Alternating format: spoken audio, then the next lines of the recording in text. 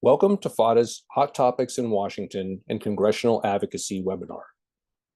Today's program will be a panel discussion among PHADA's policy team covering some of the important hot topics affecting housing industry professionals today. In addition, we will also discuss strategies to maximize your agency's advocacy with your representatives. Before we begin, we'd like to take a moment to review the logistics of today's event. We will be taking questions throughout the panel discussion, and at any time during the program, please use the Q&A link in the toolbar to submit your questions. We ask that you not use chat, as we will not be monitoring this for audience questions. All publications and resources referenced in this webinar are listed in our webinar resources document, which will be linked in the chat box. A recording of this webinar will be available on PHADA's website following today's presentation. And finally, as a reminder, the discussions in this webinar are not for media use. For quotes and more information, please contact PHADA directly. And now we'd like to introduce PHADA Executive Director Tim Kaiser, who will present today's agenda.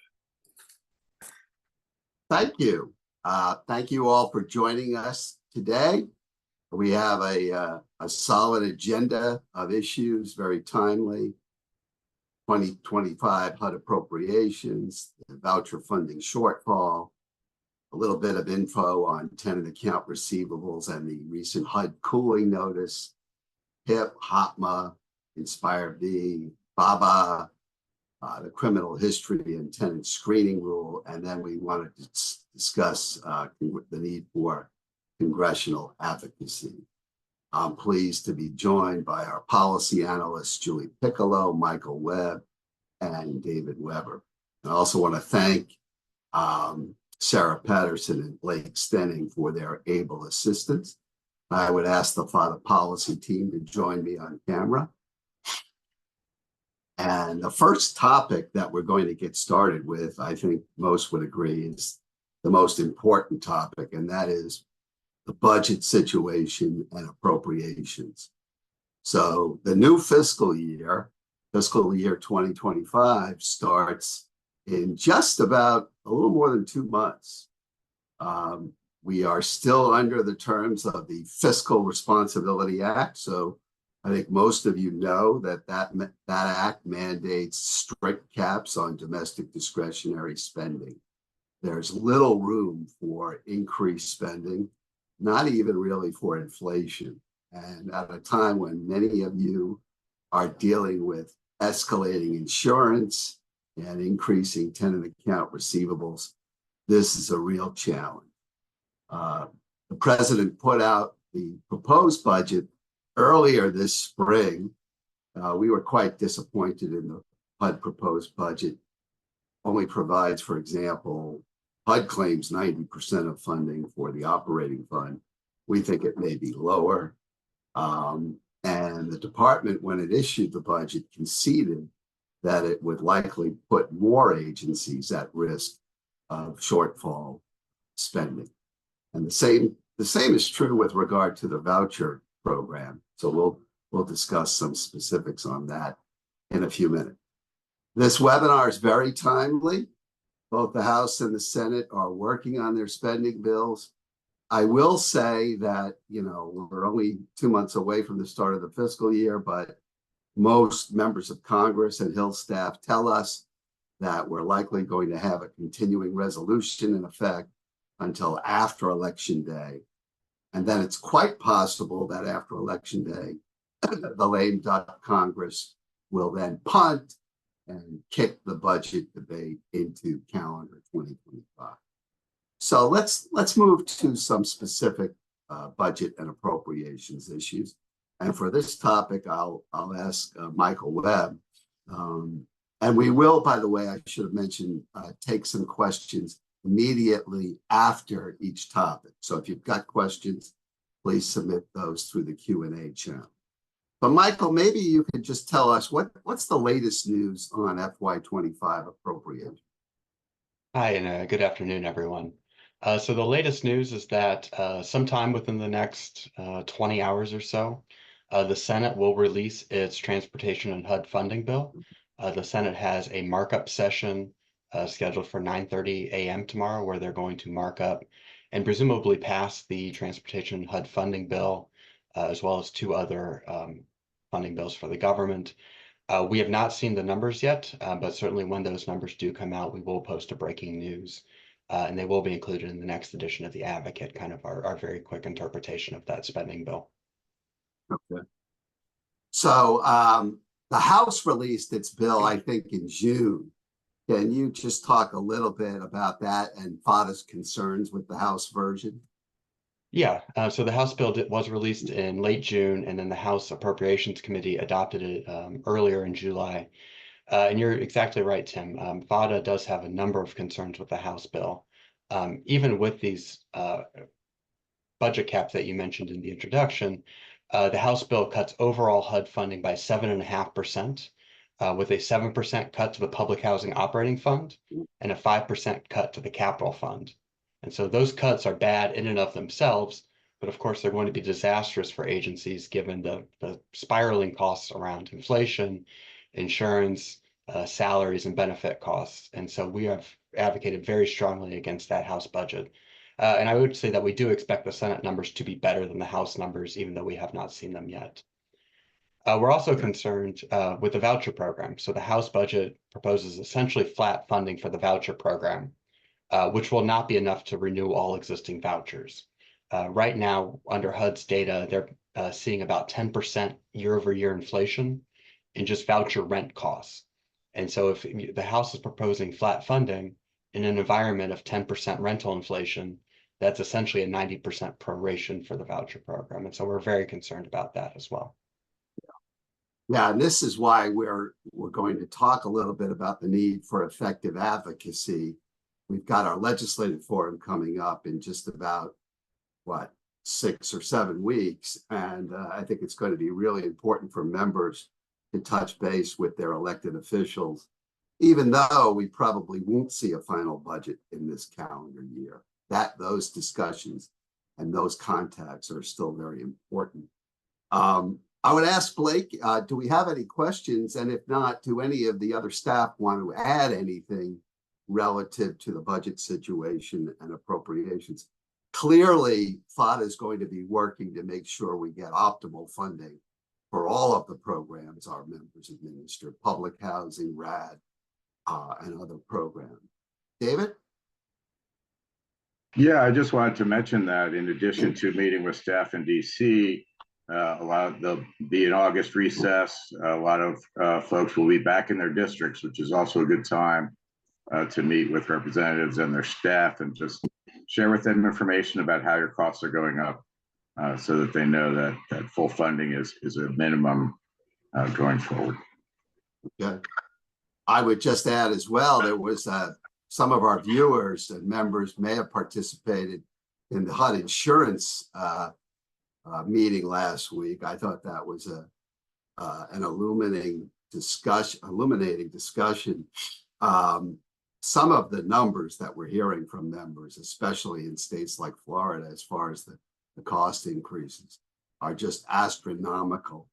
So we are hoping to work with the department and others to secure additional funding down the road. That's going to be essential. But more on that to come. So do we have a question, Blake? We do have one that's just come in. Okay. Any thoughts or information on the voucher admin fee funding? Yeah, so the House budget has essentially flat voucher admin fee funding, which again is not ideal given rising salary costs, rising employee retention benefits. And that number, that voucher admin number, has stayed relatively consistent year over year. So I think it is likely in the final budget to be roughly flat, which again is a concern. And that's something that certainly when the folks on the call are doing their advocacy this fall, whether in their districts or when they're in DC, certainly something to bring up is the cost of administering the voucher program and providing services as well. Julie? Yes, so I would also just say around that advocacy piece and budget piece that this is still, very early steps in the budget process. So, while the numbers are not what we would like them to be, there are opportunities to have those conversations with your representatives because these are still early days. Well, yeah, I mean, it's early. It's 2 months away, but it's early in that they will not complete the budget on time, which of course is the standard fare these days. So let's move to another budget related issue. And that's one, unfortunately, I think that many of our members are experiencing, and that is shortfall situations or close to shortfall situations in the Housing Choice Voucher Program. So David Weber, can you just give us a brief overview of the situation? Sure. The 24 appropriation came in, very late, as everyone's aware, was also subject to the caps, and thus included almost $5 billion or about $5 billion in emergency funding to get around the caps. We do think we'll probably need some of that in the coming budget. And then on top of that, we've noted in past advocates the increasing costs in the program, the updated FMR methodologies, the expanded use of small area FMRs, and HUD's continued encouragement to increase payment standards and increase lease up are all contributing to increases in program costs. Traditionally, the inflation factors have tracked pretty closely with the FMRs, but for this year, that apparently is not what has happened. So the inflation factors may be significantly underestimating what your actual costs are. The other is that HUD's projections, economic projections, costs are going up about 2% more than what they had anticipated.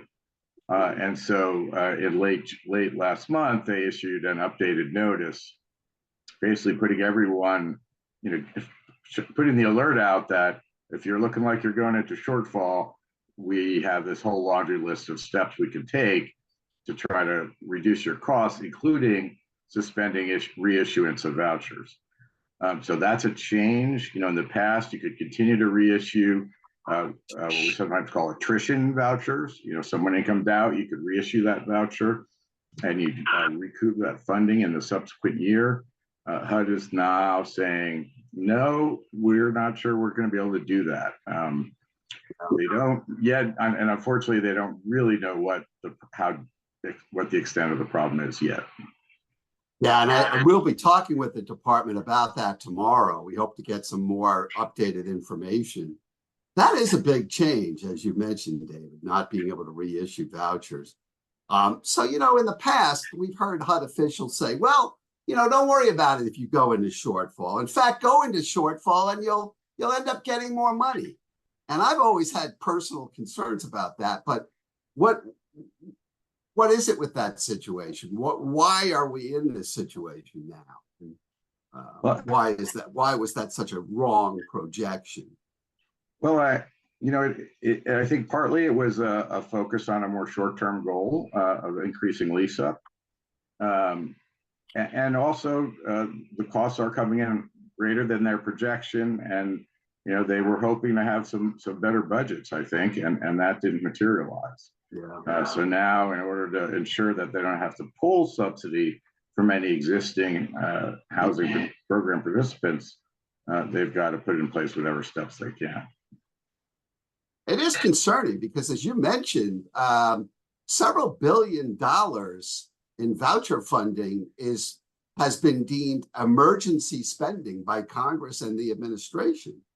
And if the next Congress and the next administration don't agree to do that, to classify it as emergency spending, we could have a real problem. But that's something we'll have to address in the coming months, definitely. Yeah. I would just add, Tim, that we have heard a few reports of potential miscalculations by HUD or its systems. So it's important to double check the underlying data, the calculations, and contact your field office or the shortfall prevention team if you have concerns or questions about calculating that and what happens if you are at risk. So I see a question has come in over the Q&A channel. Is there any change on the ability to get to 120% FMR waivers for those with 12/31 year ends?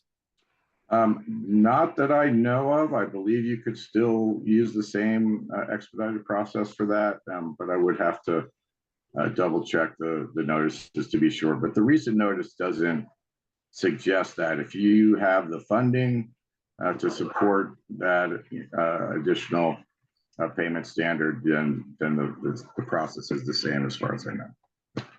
I do want to assure our members that this is something we're monitoring very closely. We're collaborating with the other industry groups as well. We are talking to HUD tomorrow about this very topic, and it'll be a big topic, I think, during the upcoming PHADA meeting in Washington, D.C. Blake, I don't think we have any more questions on that. So I'd like to move to a couple of other related budget issues. And the first of those I referenced before, and that's increasing tenant account receivable. And with that topic, I'm going to ask Sarah Patterson to put up a poll and would ask all participants, if you can, if this issue applies to you, to respond to our poll. And you can see the question: are TARs continuing to impact your agency's bottom line and the services you provide to residents? This has been, since the pandemic, a big concern of PHADA's that we have tried to highlight to the department and to Congress, because tenant account receivables have risen so remarkably, and in my opinion, frighteningly, in the last several years. And it's true both in the public housing program and the multifamily program. We hear this from RAD member agencies as well. So I would ask Michael Webb to just give us an overview of this and where the situation stands. And then to the participants, please do take a few minutes to fill out this poll, and then we'll look at the results after.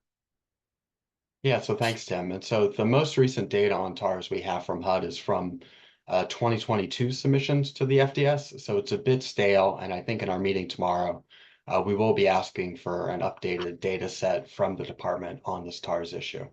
But the numbers are eye-watering in a lot of ways. So again, according to these 2022 FDS submissions, the total amount of TARs across the public housing portfolio is nearly 600 million. That is tripled from what it was pre-pandemic. It was only about 200 million. The TARs ratio, which is the percentage of rent that is uncollected, is up to about 20%. That's again about 3 to 4 times higher than what it was before the pandemic. And again, and this is a stat that Tim has cited on numerous occasions, about 1 in 5 PHAs with the public housing program are quote unquote severely impacted by TARs, which means that they have increasing TARs and decreasing reserves. And so if you look nationwide, that's about 500 agencies with the public housing program that do fall into that severely impacted bucket. And we have not seen any decrease in that since the pandemic really started to subside a couple of years ago. And while we don't have updated TARs data from the department, they have put out their shortfall eligibility for the 2024 OP Fund shortfall program. And what they're showing, again, echoing that data, is that there's about 600 million in eligibility for the OP Fund shortfall program. And there's only about 25 million in funding for it. And that funding, as you may know, is earmarked for smaller PHAs to get first. They get first in the line, and then they go down, HUD goes down the line for larger and larger PHAs.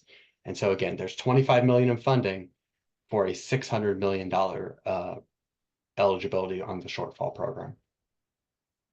I think I just want to amplify something you mentioned, and that is that 1 in 5 PHAs fall into that severely impacted category. Because sometimes when you talk to folks at the department, Or on the Hill, they'll say, well, that's just a New York City housing authority problem, that NYCHA is the bulk of the money.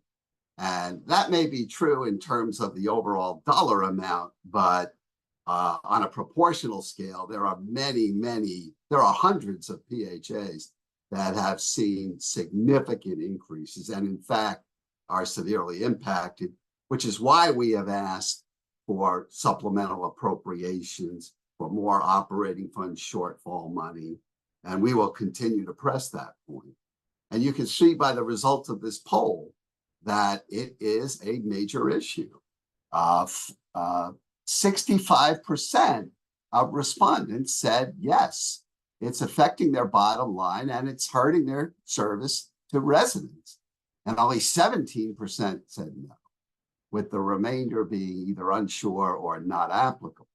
So that is an alarming, obviously that's not a scientific sample, but I think it illustrates the problem quite well.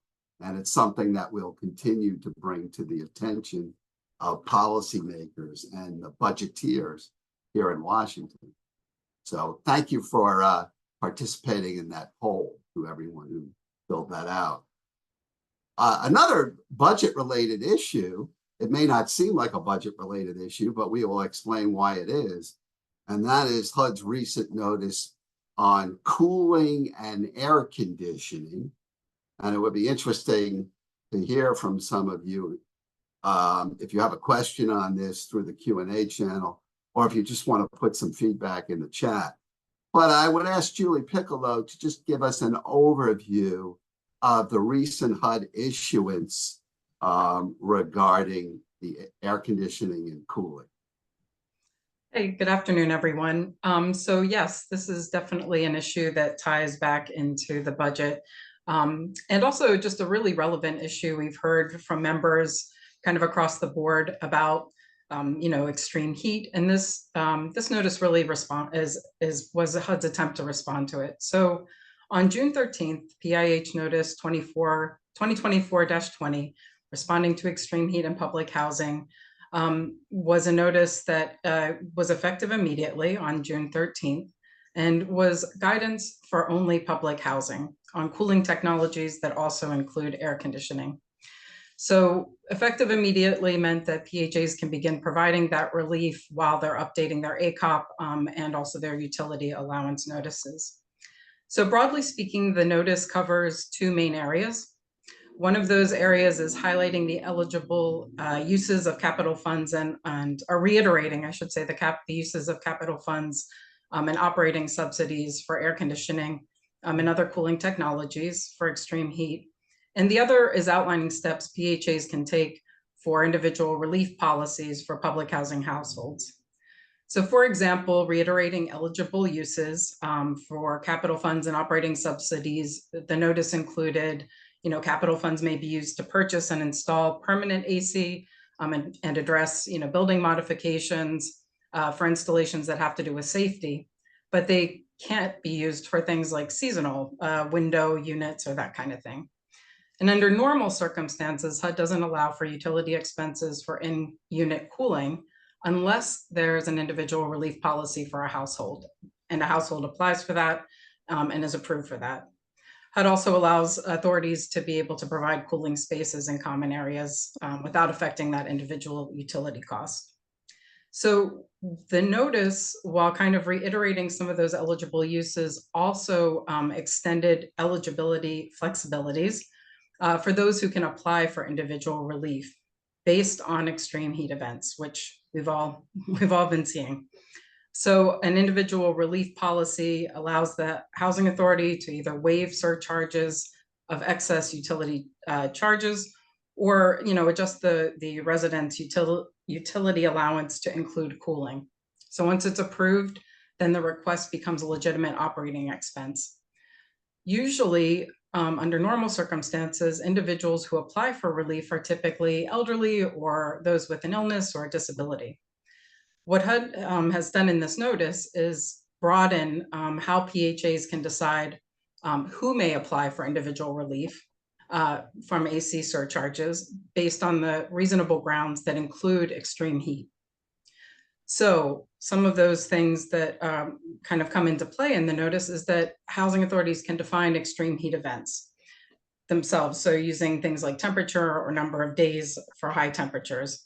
So for example, would be the National Oceanic and Atmospheric Administration, NOAA, defines extreme heat as prolonged periods of excessively hot weather for a region and time of year in combination with high humidity. Just an example. So once a housing authority has provided that information, they can provide relief and update the ACOP as well. Households are still required to request relief, but housing authorities can streamline the process by letting residents know how severe heat has been defined and that they can apply for relief based on that definition. The notice also provided some examples on how to simplify that request form for individual relief. Okay. And Julie, this notice applies to public housing only, correct? That's right. So to be clear, the notice is only guidance for public housing. Right. And it's completely at the discretion of the PHA. Exactly. Right. That's Okay. right, Tim. All right. And so if an agency chooses to implement the policy, I think they want to, an agency wants to factor in, a major takeaway that, yes, flexibility has been expanded, but it doesn't come with additional funding. Right. So now, so go ahead. I'm sorry. Nope. Well, that last point. So we have seen some media. There's been a fair amount of media coverage about this issue. That's right. In news media around the country. And I think, it's a complicated issue involving federally funded formulas. And some of the journalists that report on this have said, well, HUD and Congress are providing PHAs with the ability to provide air conditioning. If you read the articles, they make it sound like there's going to be more money, right? Yes. Can you elaborate on that a little bit?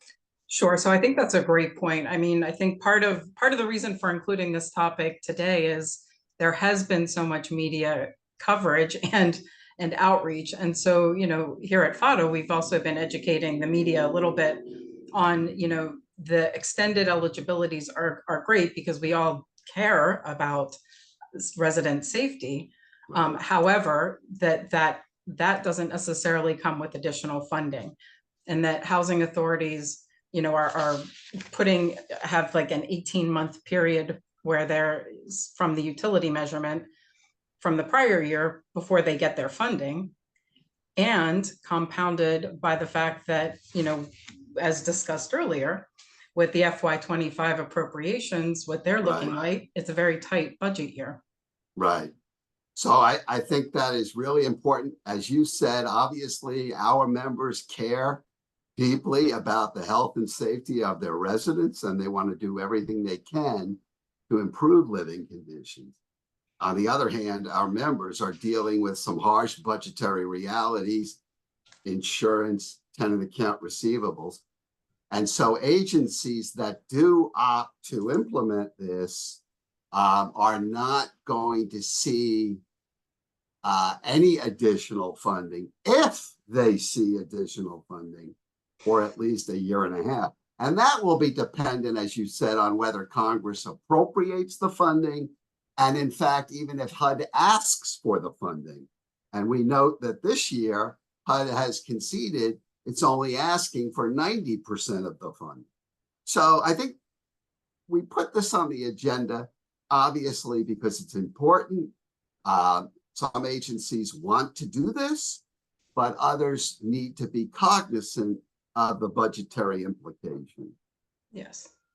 And so, Blake, before we move on to the next topic, are there any questions on this issue? None on this. We have a couple of others that we'll answer at the end, but nothing right now on the cooling notice. Okay. Julie, did you want to add something on the cooling notice? I kind of cut you off. I'm sorry. Just very quickly, I was going to say that there are resources on the HUD exchange for preparing for extreme heat events. If you haven't checked them out, there's an extreme heat quick guide. They are trying to link with other other agencies like NOAA, like CDC, like HHS. So there are some resources if members are interested in reviewing those. Thank you, Julie. We do have one question, I'm sorry, that just came in asking to clarify if window units, just to clarify, window units will not qualify. That's a question. So window units wouldn't, currently window units would not qualify as a capital fund. If a family or a household applies for individual relief and receives approval for that, then the expense for running the air conditioning would be under an operational subsidy, legitimate operational subsidy. I think that David, answers the question. David, did you want to add something? Well, not on that particular topic. I was just going to mention for folks looking for relief for residents, depending on how your state sets up your program, sometimes AC costs can be eligible under the LAHEAP, the Low Income Home Energy Assistance Programs. So that's a resource folks should look at in their state. Okay. Thank you. So the next two topics we want to talk about, HIP and HOTMA are really one and the same or closely related, and then NSPIRE B. And I do want to note that on both of these topics, I think this association, its staff, and the membership deserve a lot of credit for getting the department to recognize the need to slow down on the implementation, take more time, and be more deliberative to make sure we get it right. And I think that's especially true in relation to HIP and HOTMA. So I want to ask Michael Webb to give us an overview. A lot has been published recently regarding HIP especially. Can you give us an overview of the latest news on HIP? Yeah, gladly. And Tim, you said I had an hour for this, right? No, not quite. Not quite. So we'll do this quickly. So back in April, HUD published the HIP implementation notice. At that time, HUD had planned to shut down PIC, I believe in August, and then there was going to be an 8-week dead period, and then HIP was going to come online in October. Earlier this month, HUD sent an email out to all executive directors and also published another notice totally scrapping that HIP implementation timeline. And what they're doing now is, in their own words, going through a quote unquote rebaselining of the HIP implementation schedule. Nothing is public right now in terms of, and we don't know anything either. We're not sitting on any information. I would expect that revised HIP implementation timeline to be released sometime in August would be my guess. I think it's going to push that deadline out, the implementation deadline out well into 2025 at the earliest. But again, once that revised timeline is published, we will be sure to get that out to you. I think for agencies, and this was a big concern when we met in New Orleans in June, the Special Application Center, which had planned to close in July, is not closing and will continue to accept applications without any issues well into the future or until further notice. And Michael, how does this situation around HIP affect the rollout of HOTMA? Yeah, so as you mentioned, yeah, Housing Opportunity Through Modernization Act of 2016, which I have tattooed on my chest, actually. So as you mentioned, Tim, in the intro, HIP and HOTMA are very closely related.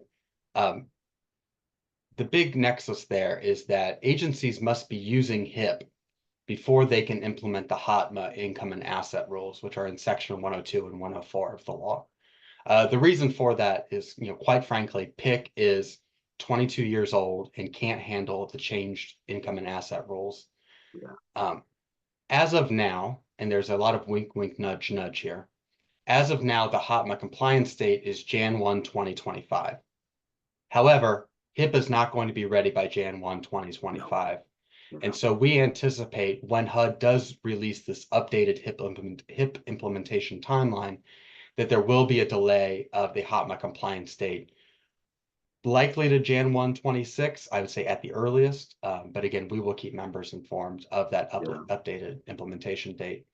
So, I mean, I think the takeaway for agencies, what they can be doing right now is that they can expect to be using the current pre-HOTMA income and asset rules well into the foreseeable future, definitely into the first half of 2025, possibly for all of 2025.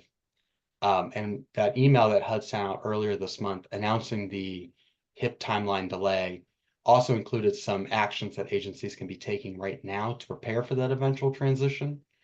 I'll say that a lot of those are just general data 5.8 best practices, things like getting your 5.8 submitted on time, resolving fatal errors, those things that are best practices.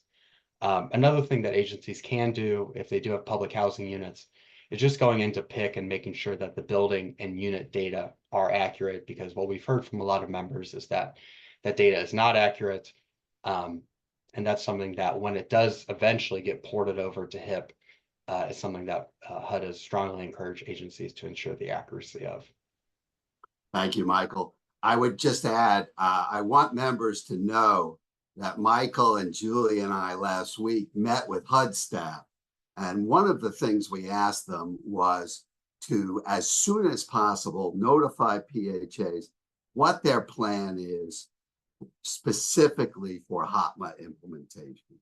As Michael pointed out, it's not going to happen anytime, by the middle of next year at the earliest. So the sooner HUD can put something out more definitive, I think that would clear up a lot of potential confusion for agencies. But we will definitely stay on top of this and let folks know when that's going to happen. We have also got a new paper that Michael and Blake Stenning have prepared. It's going to be released in the coming edition of the Advocate that will be e-blasted early next week. So keep your eye out for that. There's a lot of good information that we've put out already on HIP and HOTMA, but we'll put out some more materials. And also want to add that in September at our meeting, we'll have the HUD staff covering the latest on this as well. Do we have any questions on HIP and HOTMA before we move on to NSPIRE V? We do. We have several that have come in. The first is, will implementation of HOTMA for multifamily still start January 25? That is a great question that I do not have the answer to because HUD does not have the answer to. The HOTMA for multifamily is dependent on TRACS being revised. TRACS is the tenant tracking system for multifamily. I believe the relevant update there is it's called TRACS 203B. I was at a meeting a couple of weeks ago with Ethan Handelman, who's the multifamily deputy secretary. He mentioned that everything is very much up in the air, and I would assume that when HUD, in an ideal world, when PIH, Public and Indian Housing, comes out with a revised HOTMA compliance date, that multifamily will echo that compliance date. But again, it has really been crickets for multifamily so far. Another question. What do you recommend for the updating of ACOPs and admin plans? Should we continue with this process or wait? I would recommend continuing with that process. So the HOTMA implementation notice, which was posted late last year, and then a revised version was posted in February, did have a timeline for essentially revising your PHA plans, your admin plans, and your ACOPs to be HOTMA compliant based on your fiscal year end date. And those dates continue through, I believe, October of this year. I think what HUD has communicated to agencies is to just have language in your plan that says, whenever our agency switches over to HOTMA, here's what our plan is going to be. But then retaining the original income and asset language, the pre-HOTMA language in your plan. And then presumably, and I assume that HUD will post more guidance on this in the future, when your agency does switch over to HOTMA rules, you probably will need a board resolution just saying, okay, we're moving from that section of the plan to this section of the plan. But I think now, just in terms of an accountability and compliance issue, I would still continue to update your admin plans and your ACOPs. Okay. Why don't we take one more, and then those that were unable to cover in this webinar, we will respond in writing. Okay. So last question, should we be overly concerned if we have a backlog of research with the PIC to HIP transition? I think that is TBD in terms of when HUD and how HUD decides to handle the PIC to HIP transition. I think everything right now is very much up in the air in terms of how those research are going to be handled. Again, I would think to the best of your ability, just making sure that your research are filed on time without fatal errors. It's general best practice, but I think certainly whenever that transition occurs, I think it will be imperative just to make sure that you're on top of those things. Okay, thank you, Michael. And we will definitely respond to those and other questions on HIP and HOTMA. Michael will draft some responses and we'll send those out to the registrants. And while we're on that topic, I encourage all members to contact our policy staff directly with questions on any of these or other topics, or contact me. Please do that. That's what we're here for. So the next topic, NSPIRE V, NSPIRE for the voucher program. As I mentioned, this was a topic that we met with Secretary Adrian Todman about in the spring.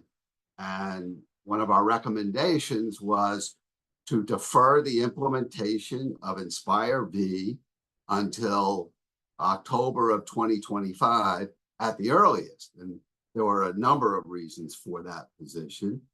But I'm going to ask Julie Piccolo to just give us a short update and overview of where we stand with the whole NSPIRE V implementation. Thank you, Tim. So NSPIRE V, National Standards for the Physical Inspection of Real Estate for Housing Choice Vouchers. Recently, HUD extended the compliance dates for the implementation of NSPIRE V to October 1st, 2025 from October 1st, 2024 for housing choice vouchers, project-based vouchers, Section 8 moderate rehab, and community planning and development programs. In the department's words, they extended the compliance dates for a second time to allow housing authorities, jurisdictions, participants, recipients, and grantees additional time to implement the NSPIRE standards, including added time to train staff and communicate with landlords. So though the compliance has been further delayed, HUD is encouraging those who are prepared to implement NSPIRE to do so at their earliest convenience. They just need to make sure that HUD is aware when to alert HUD when they're doing that before October 1st, 2025. The extension really follows PHADA and the industry's request to HUD to defer that implementation really of NSPIRE V until inspection issues in public housing and multifamily housing were resolved, and hopefully to avoid any negative impact on landlord participation in the HCV program. I will just add too that at a recent Get Ready session on July 16th, there wasn't necessarily a lot of new information, but HUD noted the NSPIRE compliance deferment does not impact affirmatives in the standards like smoke alarms and carbon monoxide detectors.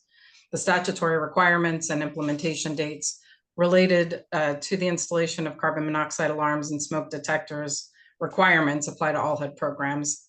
And some updates to the NSPIRE standards due to these statutory requirements will be made prior to the end of the year. Okay. Thank you, Julie. And I just want to add, I think this is a situation both with HIP, HOTMA, NSPIRE V. We made our ask of Secretary Todman. I think the fact that she is a longtime industry professional with a lot of knowledge of our programs is an example of how it's helpful to have such a person in the Secretary's office at this time, because we made that request in the spring.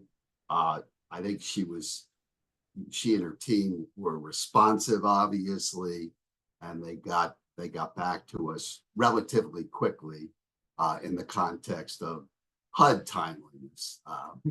But we do appreciate that move on her part. It's helpful and it's appreciated. Any of the other staff want to add anything on NSPIRE V? Blake, are there any questions on that topic? None on that topic as of now. Okay. So the next one is very important. The Build America, Buy America initiative, BABA. This is a topic that Crystal Wojciechowski of our staff, it's in her portfolio. She's unable to make this webinar today, but she's done terrific work on this, as have our policy staff on all these other issues. So I'm going to give just a short briefing, and I'll be very candid with you. I wish I had better news, but this is the situation. BABA is a government-wide mandate. It applies to HUD programs and many other federally funded programs and departments and agencies.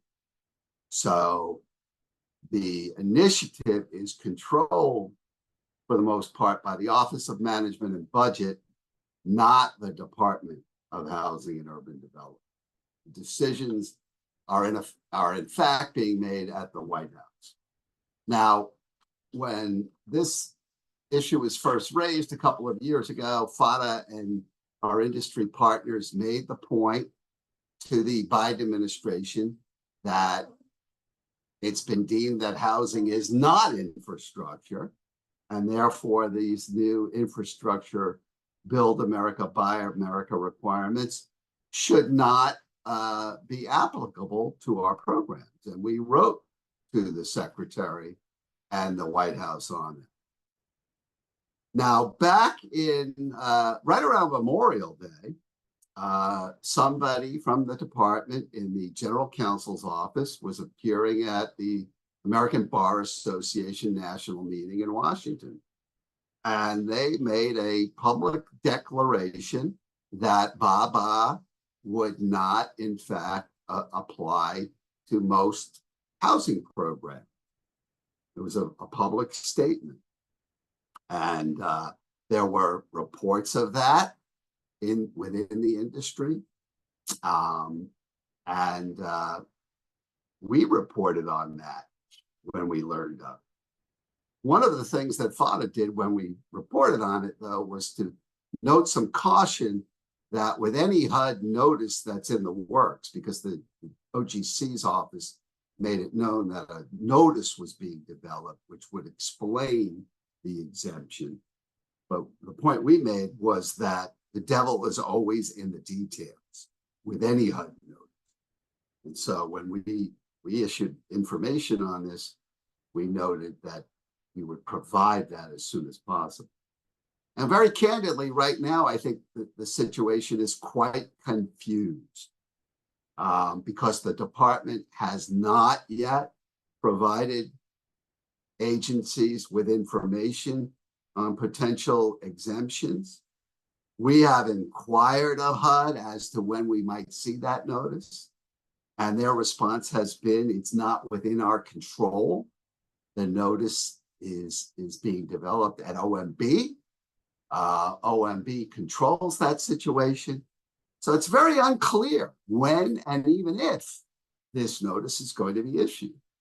And we're obviously concerned about that. The other thing that obviously that's occurring right now is we are now in the midst of an election season, presidential election, congressional election. Buy America is one of the few issues that has broad bipartisan support in Washington, D.C. on Capitol Hill.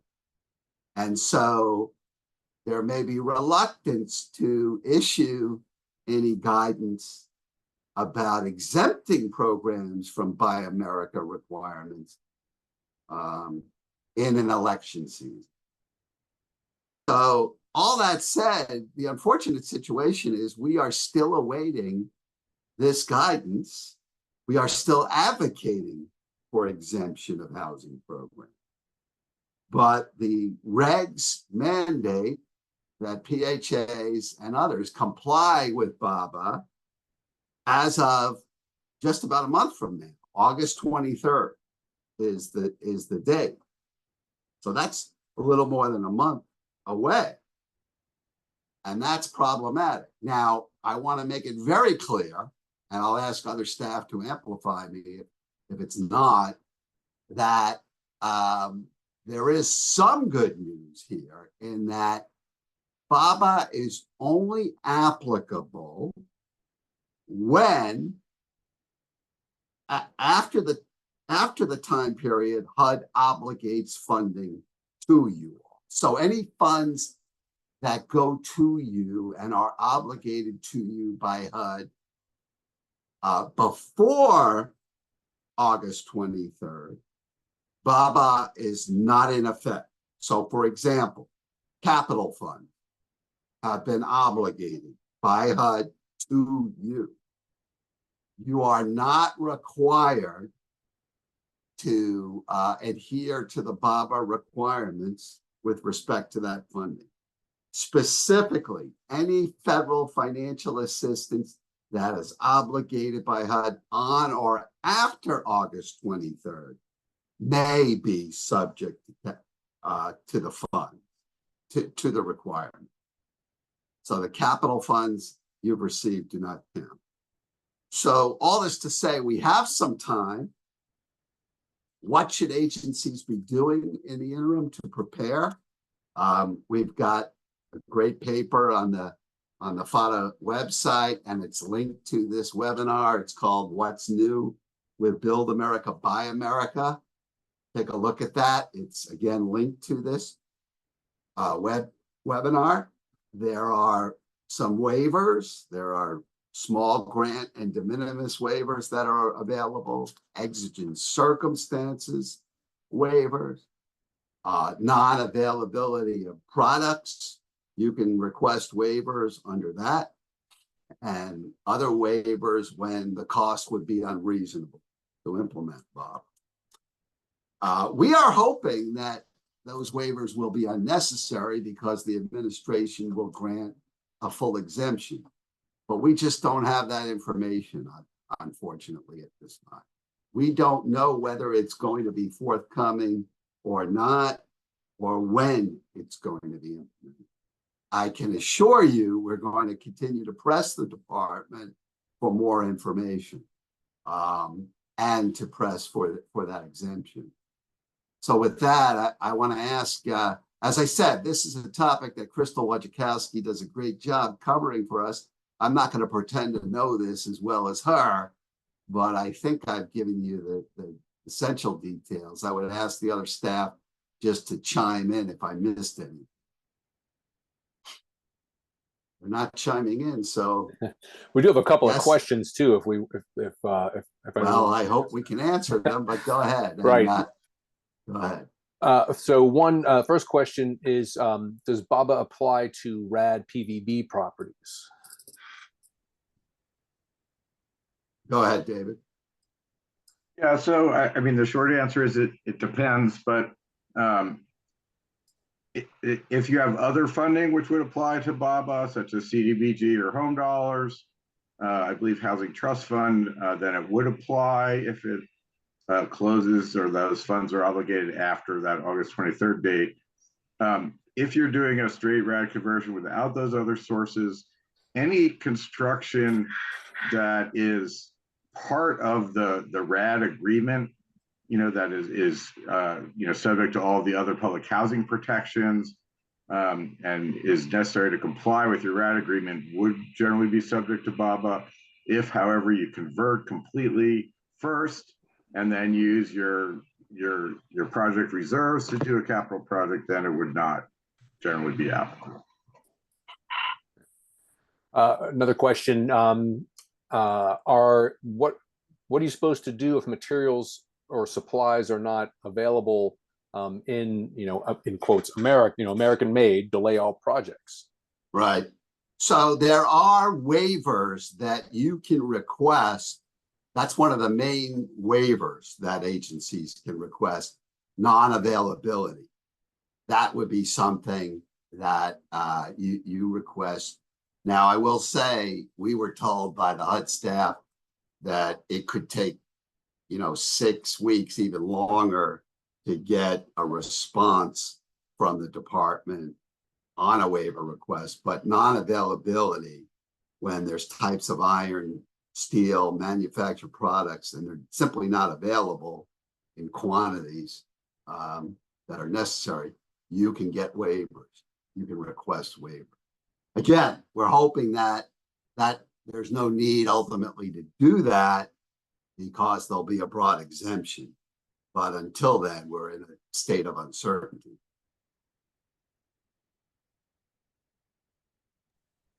Other questions? We do have a couple more. This next one is the concern is the question is if BABA applies to operating funds or rental assistance, not specifically designated for rehab remodeling. So I'm going to ask the staff. My opinion is largely no, it's not. But David, you want to chime in on that? Yeah, so I think it theoretically would apply to public housing operating assistance, Right. but not to voucher program funding. But again, I also would remind folks of I believe it's a $250,000 de minimis waiver. So if your whole project is less than $250,000, then BABA does not apply. Right. So I'm being told that we should move on to the next topic for time considerations. We will take a look at those other questions. I will ask Crystal to respond to those. And again, I will tell you, we will keep pressing the department on this issue of the exemption and issuing that notice as soon as possible. So let's move on to the next topic is criminal records and tenant screening. David Weber's done a lot of great work for PHADA on that. You want to just give us a quick overview where we are with that issue, David? Sure. So I think as most folks know, HUD had issued a proposed rule, which had followed an advance notice of proposed rulemaking. There's been a lot of feedback and discussion. PHADA submitted fairly lengthy comments. We were one of over 1,200 comments that were submitted to HUD that have been posted for public review. They're also indicating that in total, nearly 7,000 documents were submitted as parts of those comments. So it's going to take time for HUD to review all of those rules and issue a final rule. So we're looking November, December at the earliest, if Special Assistant Richard Cho doesn't sleep between now and then. Do you think there's particular things agencies should consider, David, in this period of time in light of the proposed rule? Yeah, well, I think it's worth looking at your policies. The risk of a potential discrimination from a disparate impact of a policy remains regardless of whether the new rule is in place or not, if the data shows that your policy is having a disparate impact. So it may be worth looking at how you can move your policy towards what they're recommending in terms of individualized reviews, making sure you're using reliable data and are not having a disparate impact on a protected class. I would also notice that the 30-day notice on eviction for non-payment technically remains in effect, although there's not been any action on enforcement from HUD. And of course, all of the existing due process requirements do remain in place where they exist, particularly in the public housing and also in the voucher program. I have to brag a little bit, David. I thought you and our housing committee and the board of trustees really did a great job in responding to the proposed rule. The process that you engaged in was really, I thought, informative. All views were considered. You just want to talk a minute about the nature of the comments that we submitted as a result of that process? Yeah, we did get a lot of feedback with a lot of different perspectives, depending on what local folks' situations were. And so our comments ultimately were that this should not be an area of federal regulation, that this is in the rental market. Landlord-tenant relations are subject to state law and state jurisdiction. Whatever we do should apply to all agencies, and we should look at other avenues to make sure that landlords have reliable data to use, and that they're using that data in a fair way. Dictating details, we believe, is less effective than really, looking at where there might be a disparate impact and trying to modify policies in those localities. So that was the basis of our comments. The research focused much more on the experience of people re-entering, and not the one group they notably did not talk to in their process at HUD was public housing residents. Right. So, we continue to push back and say this needs to be local in terms of determining what's going to be effective and how to balance, both the rights of people applying for housing as well as the requirement of housing authorities to protect their properties and their residents and their staff, and finding ways to do that. I'll just mention, Tim, that we are planning another session at the Legislative Forum to discuss sort of different strategies to tenant screening, that are effective, but maybe reduce the risk of a disparate impact claim around screening policies and practices. Thank you, David. Now, the final topic we wanted to talk about, I mentioned at the outset, is the need for effective advocacy. We've got the PHADA meeting coming up in September, and I think David pointed out August is a great time to meet with your reps and senators when they're home for their summer recess. So, Julie, you've done a good advocacy quick guide that is linked to this webinar, and I wonder if you would just discuss that and give an overview of some of the things members should focus on as advocates for their programs with their elected officials.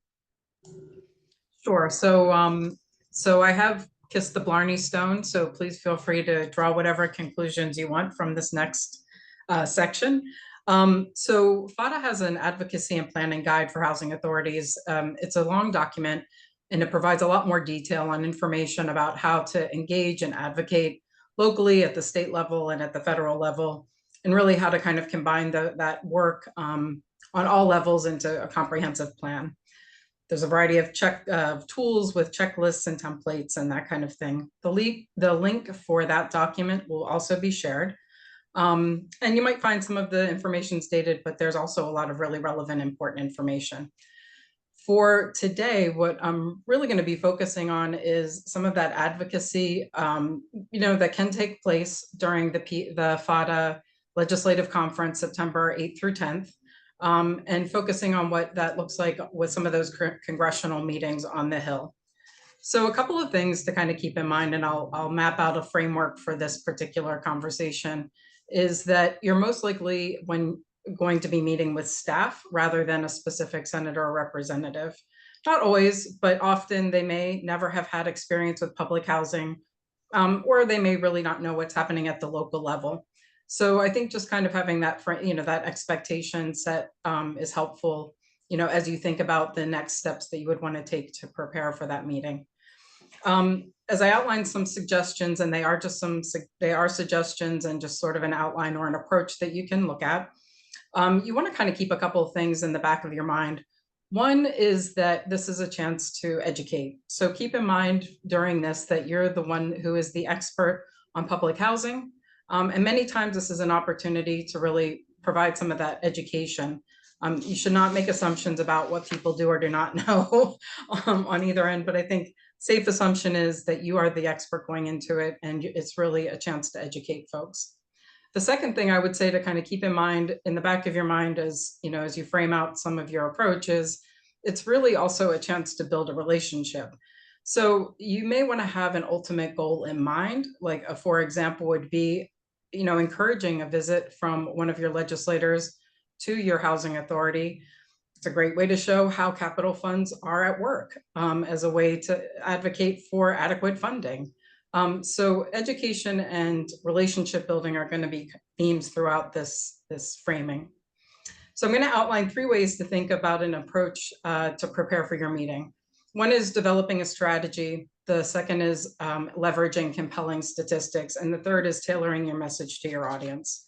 And then I'll just share some day of expectations if this is a new experience. So when you develop a strategy, it's a really great idea to research some of the policies that might be impacting your agency or your partners or local officials. And you can review your elected officials' stance on those priority issues by either looking at the House of Representatives, www.house.gov, or the Senate, www.senate.gov, and really just to kind of make sure that you know who your representative or senator is, and do some background work on what some of their priorities are as well. So you can go right to their site. So for an example, and I'll just go for some low-hanging fruit, say that you've identified as a priority for you a lack of affordable housing. You can see if there's anything that your legislator has done or said or promoted around that as a way to kind of to have that background information. Another kind of way to do some background research and develop a plan is to look at any of the bills that the PHADA Legislative Committee has endorsed. We do have a link will be provided for priorities for the 118th Congress. Some examples would be respect state housing laws, which looks at the 30-day notice, or Helping More Families, SAVE Act, which is geared towards FSS. As you plan, you just want to make sure that, you know, there's strength in numbers, identify if there's any stakeholders or champions in your community. From a on the ground side, working in Providence, Rhode Island, very small community, but really helped to have some of those champions for some of the work that we did, and who knew some of the issues, and to be able to relay that to legislators and share what that coordinated effort looks like to either build consensus or you know, just you can do more with when you collaborate. I think, you know, where there may be some overlap with different partnerships in major structures like healthcare, education, that kind of thing. You also just want to establish a timeline as you start to plan. Now would be a good time to start reaching out to those offices a good 2 to 4 weeks ahead. Or as David had mentioned at the very beginning, start reaching out, you know, they're home for recess. So, you know, start those connections now in August at home, make those arrangements to have a meeting on the Hill if you're here for the PHADA Legislative Conference. Tim, did you want to ask a question? Well, we're running a little short on time. And I know we have a couple of questions that Blake wants to get in on this topic, but I do want to note you put together a good 2-pager. It's called the PHADA Congressional Advocacy Quick Guide. Yep. And it is linked to this webinar. So just in the interest of time, Blake, were there a couple of questions? I think we got some questions in advance on this particular issue. That's right. So we did get an advanced question, and they're interested in suggestions for engaging folks who don't otherwise show an interest in housing or are even actively adversarial to affordable and public housing. Sure, I'm happy to give that a quick answer then. I mean, I would also make the assumption that not everyone, that they're not aware of all the various ways that housing authorities are embedded in the community and provide a unique, play a very unique role. So I think specifically to address this, if housing is not a priority, I would see where there are other areas that are. So for example, I would review PHADA's legislative priority document or to see if they've co-sponsored any bills. Some examples would be in some other areas that may not be directly housing related, but impact your residents, would be something like the Affordable Connectivity Program, which did sunset. However, there was very diverse support for that, including Senator Vance from Ohio and some other senators from California as well. So you just kind of never know. I would identify on your legislators page if they have other priorities that you can find common ground. Veterans, we have VASH vouchers. Affordable connectivity, workforce is always a good one as well. I come from a resident services background, so tend to lean into that.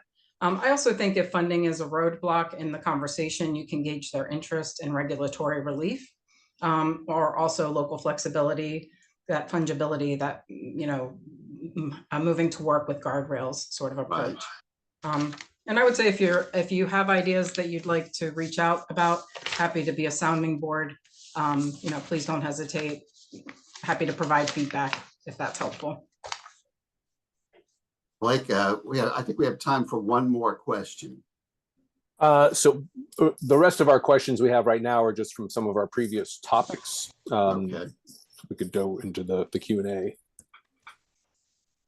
Why don't you take one of those? And as I said before, we will respond to those. I see David with his hand up. Did you want to mention something? Well, I just wanted to mention we did get an advanced question about internet access. And so I wanted to mention that they did just today release the NOFA on the Digital Equity Act competitive grants program and the Internet for All. There are some of those programs still rolling out, some of them through their states. And we will have something in the upcoming advocate on that as well. Thank you, David. There's other programs like, sorry. Right. So, just from our list of questions here, there, the top of the list here, there was a mandate, the mandate to not, again, this is not related to advocacy necessarily. The mandate to not reissue attrition vouchers also creates a future problem for PHAs. Will we be re-benchmarked at the end of the year based on utilization? This means a cycle of serving less families and less admin fees from the loss of units. Michael? Yeah, Lindsay. So I think that's a great question. I think this actually does tie into the advocacy piece. And I know that there's a lot of agencies, and I know we had a question earlier, that have gone to 120% of FMR, or maybe they even just went to 110% of FMR. And I know an agency that I used to be on the board of, we went to 110% of FMR, and our lease-up rates went up and our voucher search times went down. And so I think certainly advocating for your residents and saying the importance of fully funding the voucher program so that you don't get re-benchmarked at a lower rate, so that if you have increased your payment standard and you have seen those beneficial outcomes like higher utilization, higher lease-up rates, lower search times, I think just being an advocate for the programs based on those factors, and just again tying it back to the residents, saying this helps us serve more residents. This helps more residents get off the street and not be homeless. This helps more residents not have to spend time driving all around Grand Rapids searching for apartments, things like that. So I do think that tying it back to the residents and the impact of funding on the residents is really crucial for any advocacy strategy. Thank you, Michael. Another question here. Any thoughts on raising AMI in rural areas? So they use an example here, a family of 2 on SSI and a VA check puts them over income. However, the elder and most vulnerable will be rent burden in the open market.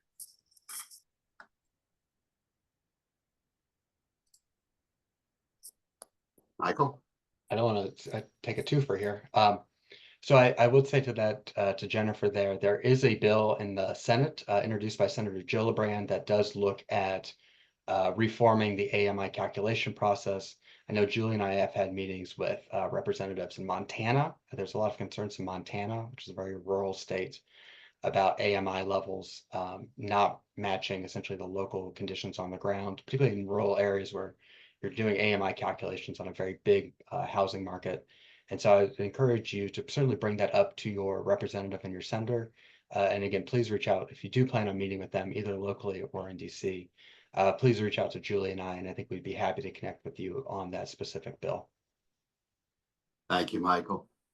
I want to thank the staff for putting this together, but I really want to express our appreciation to the members, number one, for your support, and for attending this webinar today. As I said before, we will respond to questions we were not able to get to.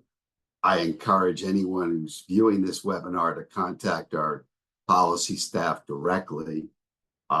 We will, as I said, push Congress and HUD on a variety of these issues. I'm very concerned about the shortfall situation, the BABA uncertainty, and other issues. And I lastly want to encourage you to come to Washington to our September meeting, hoping to see many of you there. So thank you for participating, and I will turn it over to Blake Stenning just for some closing issues. Great. Well, thank you very much. And so this is the this does bring us to the conclusion of today's Hot Topics and Congressional Advocacy webinar. A recording, just a reminder, recording of this presentation will be available on PHADA's website shortly. Our legislative forum is taking place this September 8th through 10th in Washington, D.C.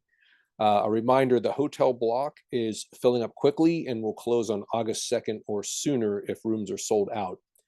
Registration information and conference agenda are available on PHADA's website. So now we'd like to invite everyone to please take our short 1-minute survey accessible.